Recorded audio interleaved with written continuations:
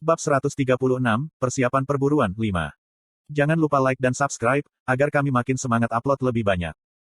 Sangat sulit untuk bertemu denganmu, mungkin karena kamu terkenal, seorang pria berbicara. Saat dia kembali ke gudang, matahari perlahan terbenam dan langit berubah menjadi merah. Di bawah bendera Lionheart, yang digantung tinggi, bayangan tiba-tiba muncul di bawah benteng. Eugene diam-diam menatap bayangan itu. Seorang pria melangkah keluar dengan senyum santai di wajahnya. Hector Lionheart, kata Eugene. Hector perlahan mendekati Eugene, mengulurkan tangannya untuk berjabat tangan. Kuharap aku tidak bersikap kasar kepada putra keluarga utama. Saya tidak berpikir itu kasar. Eugene tidak membiarkan Hector menggantung. Saat mereka berjabat tangan sebentar, Hector menyeringai. Jika saya bisa melakukan sesuka saya ingin menyapa Anda ketika Anda tiba beberapa waktu yang lalu, katanya. Dia duduk di benteng di seberang tempat Eugene berdiri. Pertemuan pertama dengan Hector berlangsung singkat. Mereka saling bertatapan, tersenyum, dan melambaikan tangan. Itu saja. Saya tidak ingin bermain sombong di antara anak muda hanya karena saya beberapa tahun lebih tua dari Anda. Selain itu, hanya orang-orang yang berpartisipasi dalam upacara kelanjutan garis darah yang sama yang menyambut Anda lebih awal, bukan? Akan sangat canggung jika aku ada di sana. Aku berasumsi kamu tertarik padaku, kan? Semua orang melakukannya. Mereka melepaskan tangan satu sama lain. Namun, selama kontak singkat itu, Eugene dapat mengetahui banyak hal tentang Hector. Dia kuat. Tangan seorang seniman bela diri, tangan kekar mereka, kapalan mereka, dan ketebalan persendian mereka, mengatakan banyak hal tentang seniman bela diri. Bergantung pada jenis senjata yang digunakan oleh seorang seniman bela diri, tangan mereka akhirnya mengambil bentuk tertentu. Sepertinya kita sedikit mirip, Hector berbicara sambil tersenyum. Eugene juga setuju dengannya. Tangan Hector tampak seperti tangan seorang pendekar pedang, tetapi juga terlihat seperti tangan seorang tombak. Dengan kata lain, tangannya mirip dengan tangan Eugene. Sepertinya dia menggunakan senjata apapun yang bisa dia dapatkan. Dia juga tampak seperti petarung tangan kosong yang terampil. Kendali mananya yang tertata rapi terutama menggelitik minat Eugene. Orang-orang memang mengatakan bahwa Hector adalah jenius paling luar biasa dari keluarga agunan, dan sepertinya mereka tidak melebih-lebihkan. Jika Eugene tidak muncul, Hector masih akan disebut sebagai jenius paling luar biasa dari garis agunan. Apakah itu karena kita berdua disebut jenius? Itu salah satu alasannya. Hector terkekeh sambil mengangguk. Seperti yang aku katakan, siapapun akan tertarik padamu. Orang-orang akan tertarik padamu meskipun mereka bukan anggota klan Lionheart. Dan jika ya, semakin banyak alasan bagi mereka untuk tertarik pada Anda. Apa maksudmu dengan mengatakan, minat, Sir Hector? Maksud saya keinginan untuk menang. Dan juga keingintahuan lama.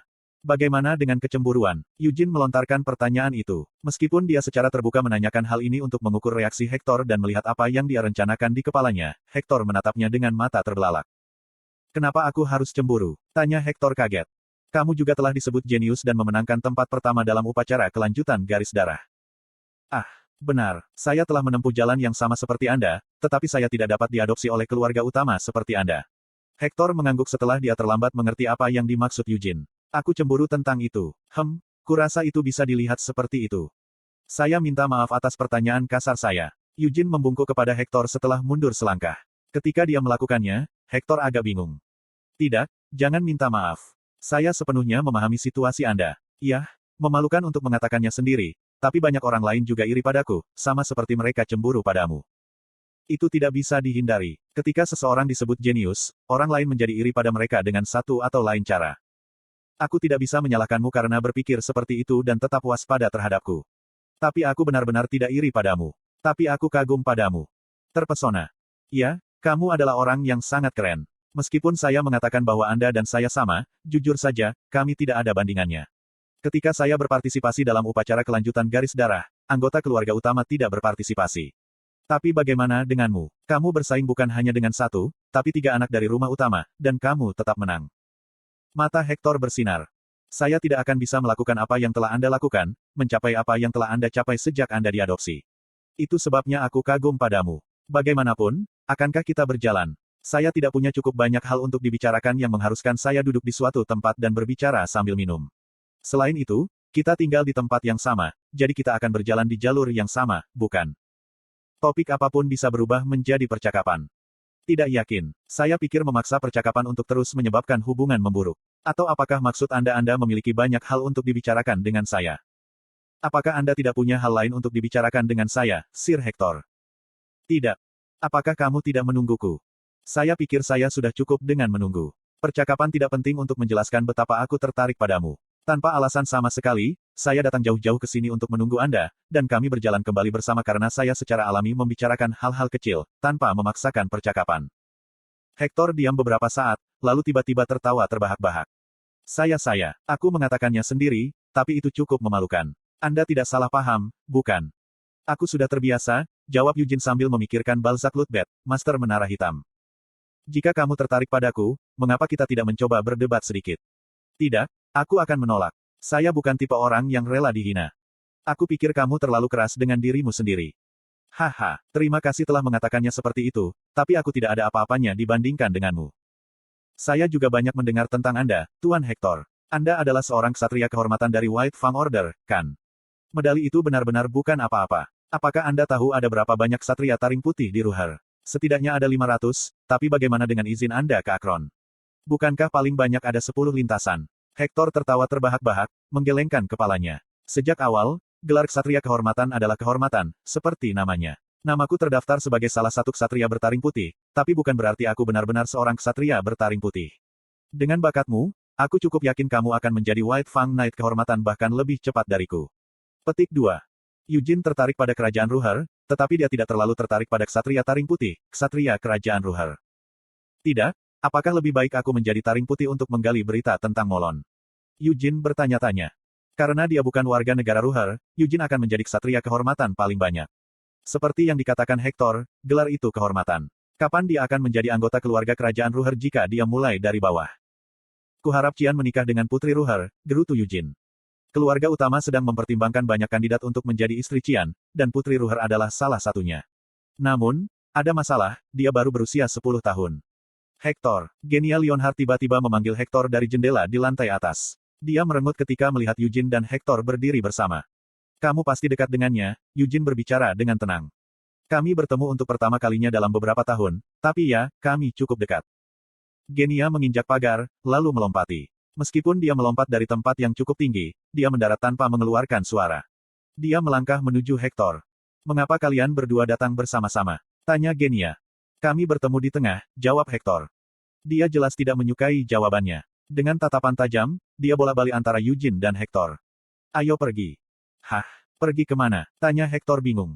Kamu berjanji untuk berdebat denganku. Bentak Genia, meraih pergelangan tangan Hector. Sepertinya Hector tidak ingin berdebat, tapi dia tidak melepaskan cengkeraman Genia. Maukah kamu ikut dengan kami? Hector berbalik ke Eugene sementara Hector diseret. Sebelum Eugene bisa mengatakan apa-apa, Genia menarik pergelangan tangan Hector lebih keras, mengerutkan kening. Aku tidak ingin menunjukkan padanya, katanya dengan gigi terkatup. Jangan tunjukkan apa. Aku sparring. Maksudku, aku tidak ingin menunjukkan keahlianku.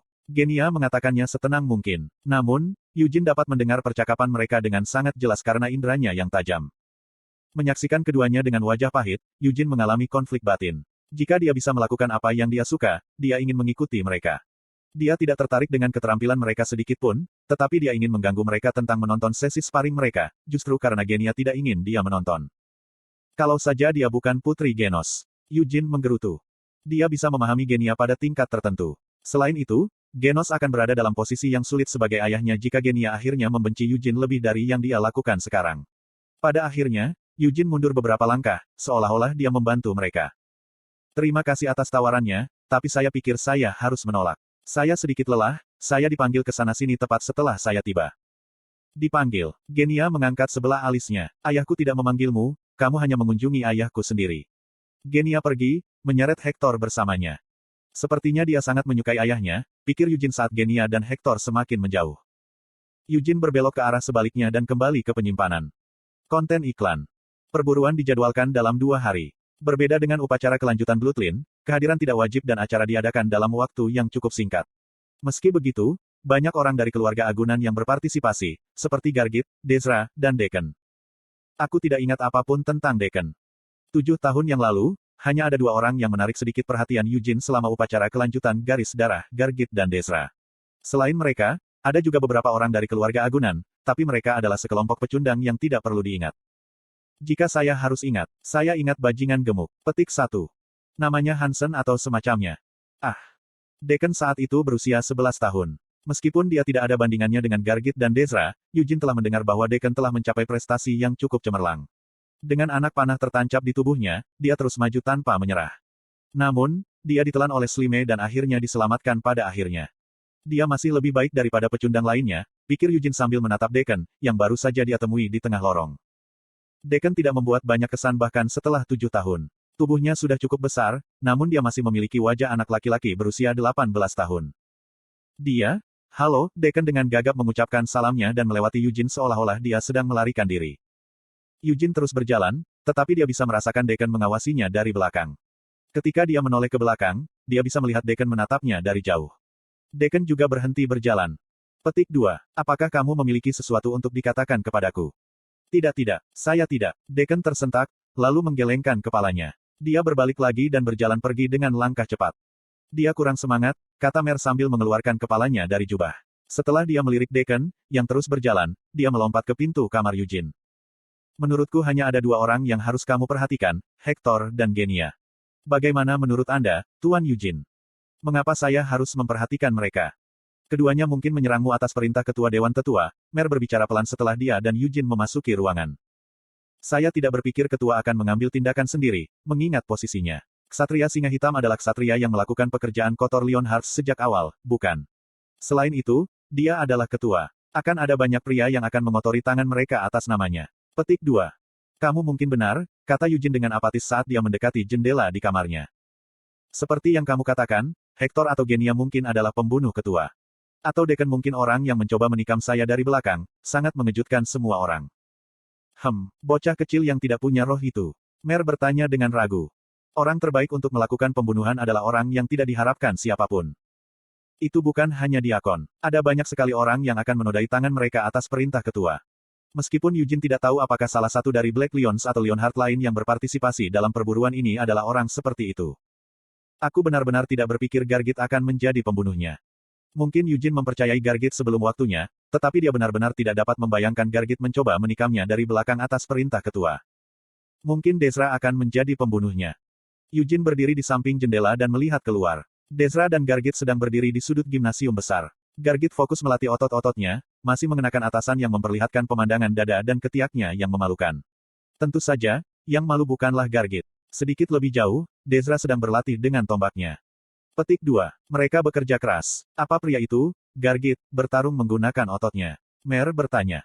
Tidak, kupikir dia menggunakan pedang besar jika aku mengingatnya dengan benar. Tapi kenapa dia hanya melakukan latihan kekuatan daripada mengayunkan pedang besar? Aku tidak yakin, Eugene memalingkan muka dengan wajah masam. Satu-satunya orang di gimnasium adalah Gargit dan Desra. Deacon telah kembali ke kamarnya, dan Ewart. Eugene tidak melihatnya setelah mereka menyapa. Sepertinya dia mengurung diri di kamarnya, kata Ciel pada Eugene saat dia masuk ke kamar Eugene. Diam-diam memelototi Mer, yang berguling-guling di ranjang empuk, dia melanjutkan. Dari apa yang saya dengar, dia juga makan di kamarnya. Saya pikir dia menjadi sedikit lebih ramah ketika dia menyapa Anda terlebih dahulu, tapi saya rasa dia tidak banyak berubah. Kurasa dia lebih baik daripada saat dia di Arot. Aku tidak tahu pasti, tapi kupikir ayah akan suka kalau dia melihat Ewart. Ciel mendengus. Bukankah mungkin Ewart ikut serta dalam perburuan ini karena dia ingin ayah bereaksi? Tidak, mungkin itu yang diinginkan Lady Tanis. Akan canggung baginya untuk mengatakan bahwa dia ingin kembali ke rumah utama sekarang, jadi dia secara halus mengungkapkan keinginannya untuk kembali dengan menunjukkan betapa Ewart telah berubah. Tapi Patriark tidak bisa ikut berburu ini. Ya, kamu benar. Ayah ada di istana sekarang. Bisakah saya jujur? Sejak kapan kamu membutuhkan izinku untuk berbicara jujur? Petik 2. Aku senang ayah tidak ada di Kastil Singa Hitam sekarang. Anda mungkin tidak mengetahui hal ini, tetapi apakah Anda tahu berapa kali ayah harus menundukkan kepalanya kepada orang lain demi Ewart? Ayah secara konsisten berpartisipasi dalam pertemuan rutin Dewan Tetua, meminta mereka untuk memaafkan Ewart. Petik 2. Sejak berusia 17 tahun, Ciel telah tinggal di Kastil Singa Hitam. Itulah mengapa dia tahu betapa keras Gilead berusaha selama 3 tahun terakhir. Dia sering mengunjungi Kastil Black Lion dan menghadiri pertemuan untuk membela Ewart. Awalnya, Ewart seharusnya tidak diakui. Diasingkan adalah hal yang wajar, mengingat bagaimana dia mencoba mempelajari ilmu hitam meskipun dia adalah putra pertama dari keluarga utama. Satu-satunya alasan Ewart tidak diakui adalah karena ayah memohon dan memohon untuk menghentikan hal itu terjadi, dengan mengatakan bahwa dia tidak dapat meninggalkan putra pertamanya.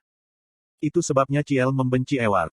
Dia yang menempatkan ayah di tempat seperti itu. Tapi Lady Tanis malah menyalahkan ayah, kan? Sangat tidak masuk akal bahkan tidak lucu. Apa kesalahan ayah? Apakah salah ayah kalau Ewart pengecut? Ciel bertanya dengan marah.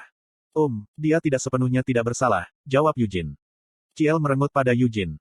Maksudku, memang benar bahwa Patriark sering pergi dari rumah utama ketika kalian masih anak-anak. Kau benar, tapi Qian dan aku tidak menjadi idiot seperti Ewart. Ibu membesarkan kami dengan baik. Satu-satunya alasan mengapa Ewart menjadi bodoh adalah karena Lady Tanis salah membesarkannya. Sejujurnya, saya tidak berpikir Anda dan Qian akan menjadi orang dewasa yang dewasa seperti Anda hari ini jika saya tidak datang untuk tinggal di rumah utama. Petik 2. Bicaralah untuk Qian, bukan aku. Ya. Bagaimanapun, aku tidak bisa mentolerir ini. Bersama Ewart, Nona Tanis juga harus dengan rendah hati meminta maaf kepada Patriark jika mereka benar-benar ingin kembali ke rumah utama. Lalu, bisakah mereka kembali jika mereka meminta maaf? Mengapa saya harus menghentikan mereka? Lady Ancila mungkin membencinya. Ciel mendengus, menggelengkan kepalanya. Apakah menurutmu Lady Tanis akan cocok dengan ibu hanya karena dia kembali ke rumah utama? Para pelayan di rumah setia kepada ibu, mereka sudah menganggap ibu sebagai satu-satunya nyonya klan Leonhardt. Anda tidak tahu ini, tetapi sudah lama seperti ini. Mereka memperlakukan Lady Tanis sebagai tuan mereka hanya karena dia adalah nyonya pertama. Ibu dianggap lebih baik dari Lady Tanis dalam hal mengatur urusan klan. Aku benar-benar tidak tahu, Eugene terdiam. Kamu tidak tahu situasinya. Tidak peduli metode apa yang digunakan Lady Tanis, dia tidak akan pernah dihormati seperti dulu.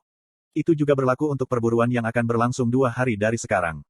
Situasi saat ini tidak akan pernah berubah apapun yang Ewart lakukan dalam perburuan. Mata Ciel menyipit. Dia masih Ewart. Tentu saja, saya tidak menurunkan kewaspadaan saya. Inilah mengapa Qian masih berlatih tanpa kembali ke rumah utama. Aku akan melakukan jauh lebih baik daripada Ewart. Petik 2. Anda berada pada keuntungan. Anda pasti telah berburu binatang iblis beberapa kali di tempat ini, bukan? Tapi aku belum masuk jauh ke dalam hutan, gumam Ciel. Bahunya berkedut saat dia tiba-tiba menyadari sesuatu. Dia memiliki keunggulan yang kuat, pengalaman. Tidak ada binatang iblis di daerah lain, bukan di Arot, makanan penutup Nahama, atau hutan hujan samar. Hehe, Ciel menyeringai sambil menatap Eugene. Kamu pasti sudah bertemu banyak monster, tapi kamu belum pernah bertemu binatang iblis, kan? Apakah kamu tahu ini? Monster dan binatang iblis terlihat serupa, tetapi mereka adalah makhluk yang sama sekali berbeda. Monster menjadi kejam karena dipengaruhi oleh energi iblis. Sementara itu, demonic beast lahir dari demonic. Mer berusaha menahan tawanya. Petik 2. Itulah mengapa keberadaan mereka saja tidak menyenangkan. Bahkan binatang iblis berpangkat rendah memiliki kemampuan magis, tidak seperti monster, Ciel mengabaikan Mer dan melanjutkan. Hehe, Mer benar-benar kesulitan menahan tawanya. Apa yang aku katakan adalah, akan berbahaya bagimu untuk berkeliaran sendirian. Singa hitam menemani Anda, tetapi karena Anda adalah putra keluarga utama, Anda harus bisa berburu sendiri dan mendapatkan prestasi. Jangan terlalu khawatir. Tidak sepertimu, kakakmu di sini memiliki banyak pengalaman dalam berburu binatang iblis, jadi jika kita tetap bersatu. Hahaha. Mer akhirnya tertawa terbahak-bahak.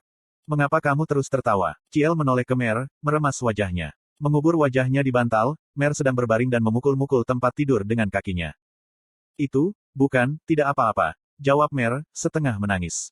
Dia tahu Eugene adalah reinkarnasi dari Hamel, jadi dia secara alami menganggap bualan Ciel sangat lucu. Seorang ahli dalam berburu binatang setan. Tidak ada ahli yang lebih baik dari Eugene di seluruh benua. Ada apa dengan dia? Karena Ciel tidak tahu itu, dia tidak tahu mengapa Mer menertawakannya. Meskipun dia tidak sejelas Mer, Eugene mati-matian menahan tawanya. Ada apa denganmu juga? Teriak Ciel setelah melihat pipi Eugene yang berkedut-kedut. Tidak apa-apa. Ya, kamu imut, sangat imut. Ya, aku mengandalkanmu, Ciel. Aku tidak tahu banyak tentang demonic beast, aku akan mempercayaimu. Siapa yang tahu tentang demonic beast? Lebih baik daripada aku. Mengapa kamu tertawa? Ciel bisa merasakan bahwa dia sedang diejek, dan dia tidak tahu kenapa.